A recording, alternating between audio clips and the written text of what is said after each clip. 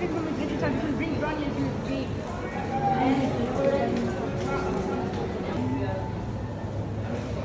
Ang ganda nito ilagay sa bahay, Tio. Totoo yan eh. Kaya nga eh. Meron Parang din. bonsai. Madali lang naman gawin yan eh. Kaso lang, tapos tingnan mo ka, no, for 15 eh. Lalagyan mo lang ng mga ganito yun, tapos may lupa yung sila ng gustuhan.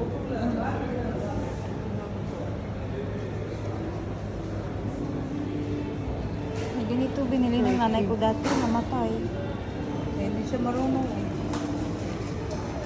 Marunong mag-alaga. Yung sa'yo, nilipat mo na yun. Hindi pa. Alam mo ano, original yan.